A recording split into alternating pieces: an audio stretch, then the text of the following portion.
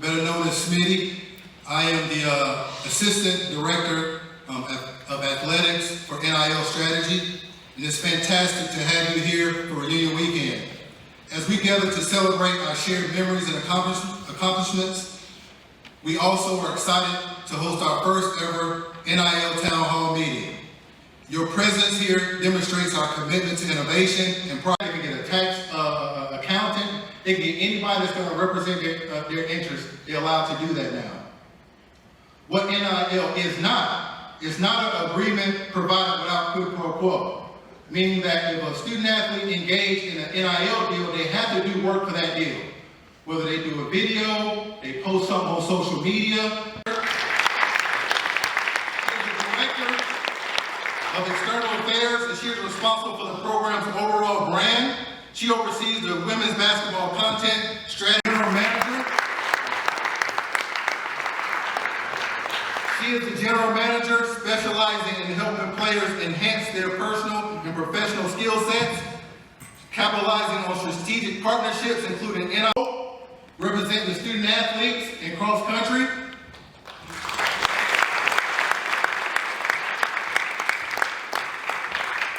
Emily is extremely special. She's a current student athlete. She currently has over 2,000 Instagram followers. She has over 320,000 TikTok followers, and she has over 16 million likes. She is a model of how NIL should be done, especially here at Duke. Next, we have Coach Duke University.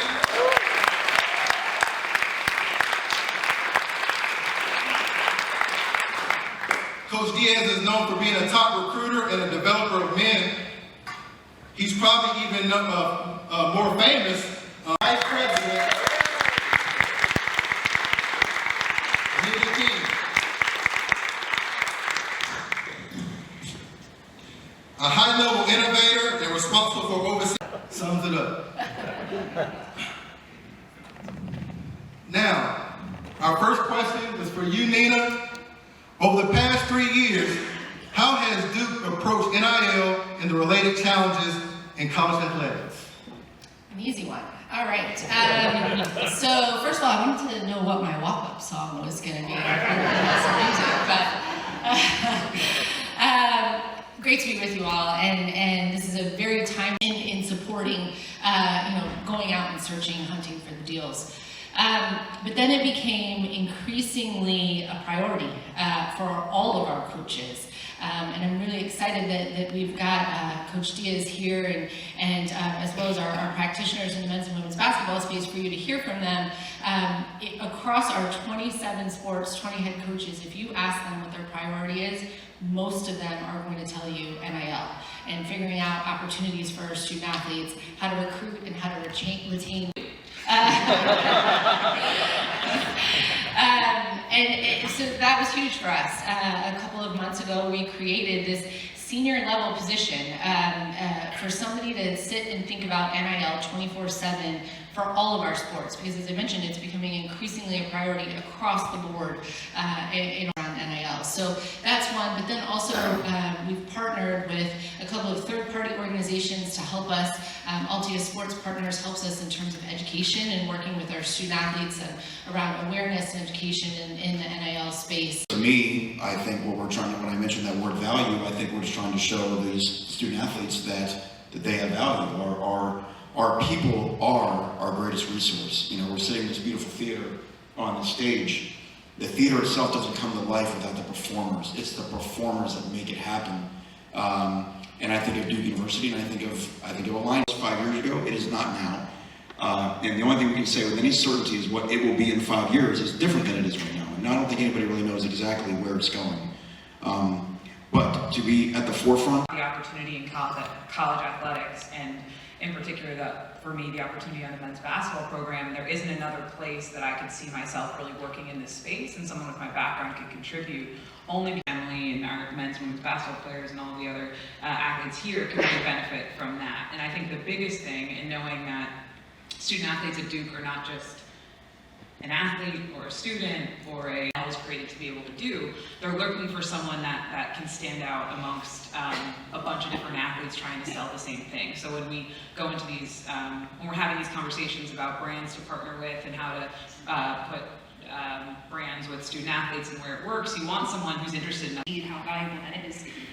What comes to mind for me as far as how we're uniquely positioned in the Duke community and our athletes is the kind of kids that we already were attracting, the kind of families that were already coming to be part of us. Like Coach Diaz said, they were already meeting a certain standard. They already had certain priorities. They already were looking for certain opportunities, not necessarily the highest bidder every time. There's more value that. Emily, as a student athlete, can you share your NIL story? How did you get started in NIL, and what have been some of your favorite opportunities so far? Absolutely. First, I should say thank you so much for having me, Smitty, and I'm honored to be here alongside such incredible humans and obviously to get to represent such an incredible university. I'm in my 5th year here at Duke, and it's been an absolute joy. And I guess my journey with NIL has been extremely unique. I mean, just getting to be at Duke while the laws change was something that I had never anticipated. I have 2 older sisters that are 7 and 9 years older than me, so I've always looked up to them. My oldest sister, Kristen, went to Duke, so I grew up watching Duke UNC basketball games and Duke going into the NCAA tournament, and, crying whenever they lost games, and just really loving the brand so much, and not even really imagining myself going here, but just really falling in love with the university. And I never thought that I would be able to compete as an athlete in college. My family always really prioritized academics, and so I thought maybe I could get in here, that'd be such a blessing. But I did volleyball and basketball actually all the way up until my senior year, and didn't just start focusing on running until my senior year of high school.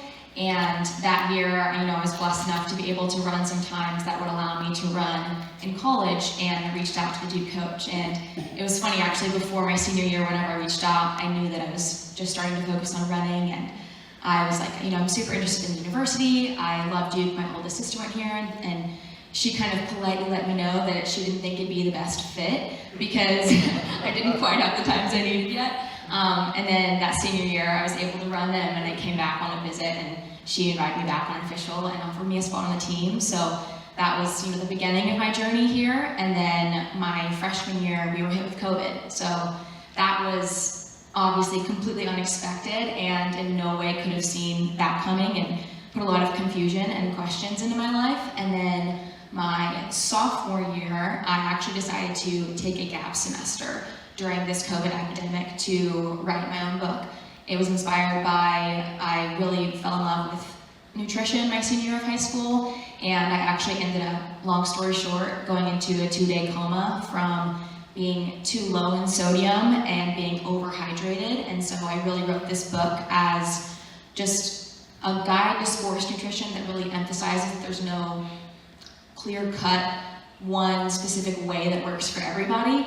And, having too little salt and too much water, that's the opposite of what society tells you. So it actually ended up working out perfectly that the book was published right as the NIL laws changed. And that was something I could have never foreseen coming, and it's absolutely just a blessing that happened to work out that way. And I definitely do think it has helped me stand out in the NIL landscape, is having my own book.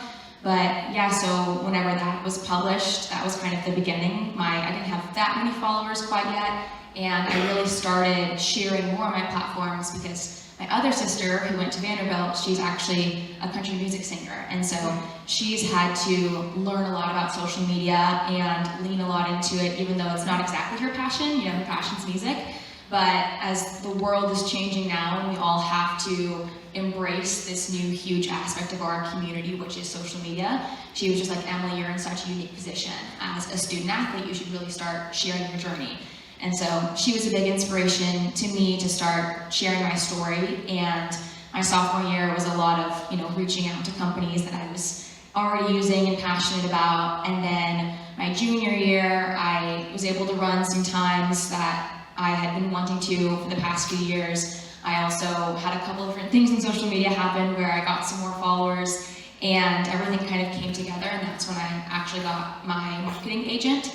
And working with them has been an absolute game changer because they helped me look over all of my contracts and have brought me a lot more opportunities. And now as a senior, I've been able to do some really cool opportunities where I've given back to my team, which has been a really cool evolution of my 5 years while I was here. Thanks, Emily. This next question's for Nina. Follow her on TikTok, because the way she gained followers, those are some good stories. I have lots of people ask me about the knot in the hair a lot, so you guys Story for another time. Yeah, look it up. So yeah, I mean, bottom line, I kind of talked about our evolution getting into this space as a university and our philosophy about, aligning with brands that align with their personal values as well as our university values. So again, I think just kind of bottom line, you should know that we support this. When we talk to you all about helping us and our student athletes in their NIL journeys, it's coming from a place of broad university support. Thanks, Nina.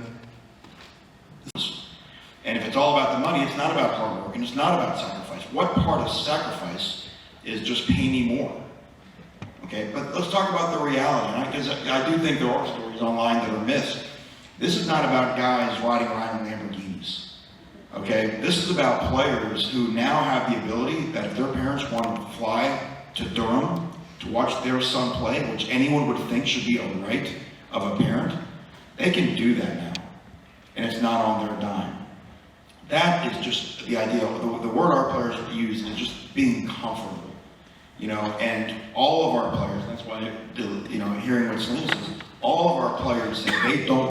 Emily, as a student athlete with a demanding schedule, how do you effectively balance your priorities academically, athletically, your business opportunities, and other responsibilities that you have? This is a great question.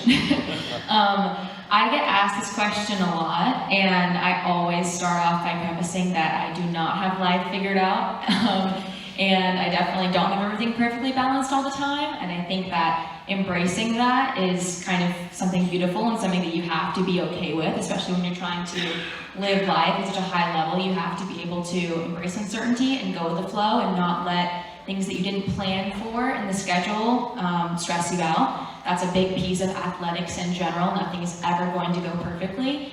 And I think that my parents and my family just really instilling great values in me and having my priorities right.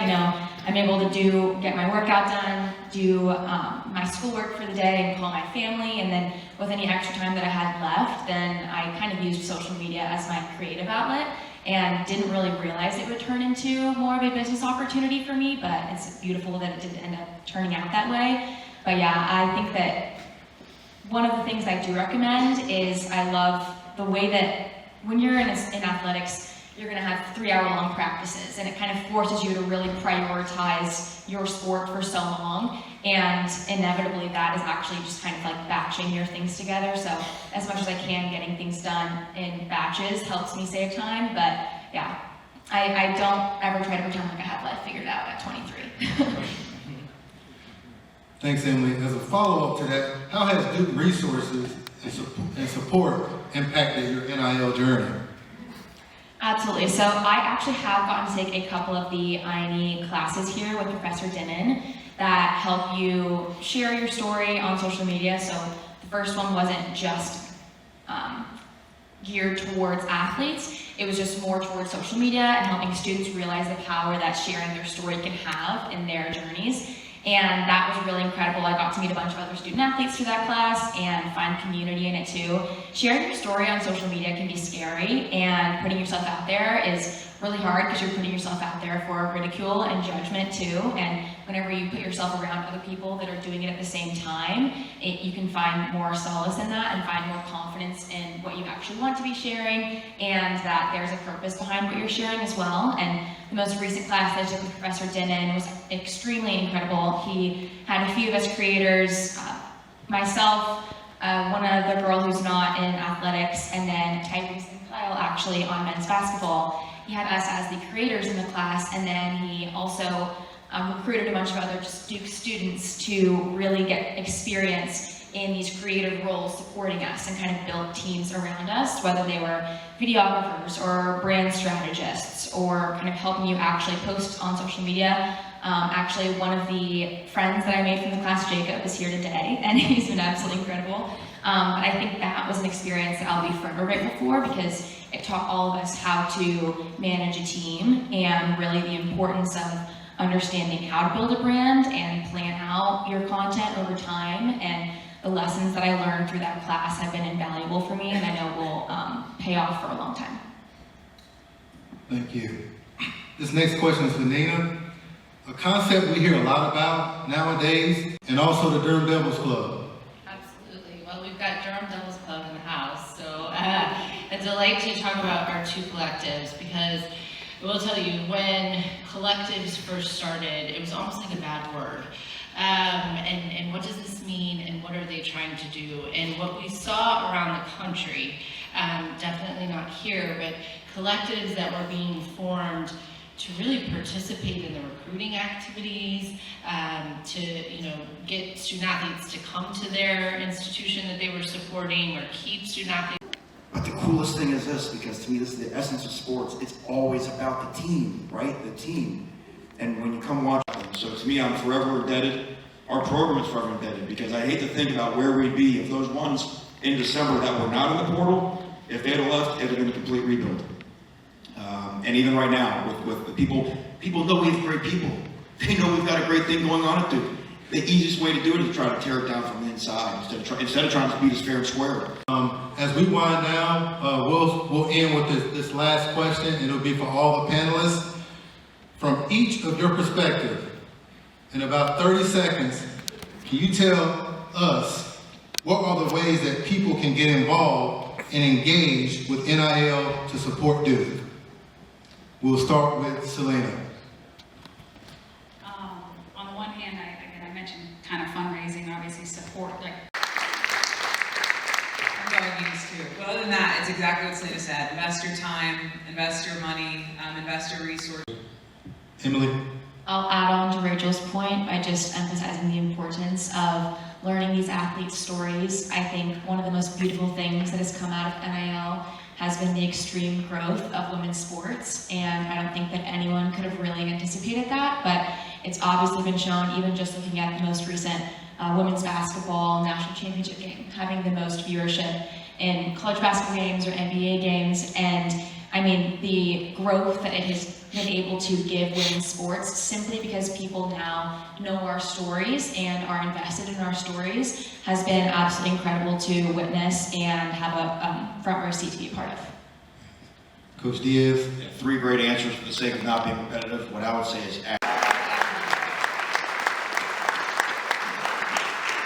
It'll be a beautiful weekend for Duke Athletics contest this weekend. Listen, something that everybody said, and I will be repetitive, invest. Invest. Contact and get direct contact with our student athletes on our Duke Marketplace. In closing, there's a few people I just want to thank. I want to thank Altia Sports Partners, Rosie, Carly, and Caroline. God bless everyone. Support our student athletes and have a great weekend.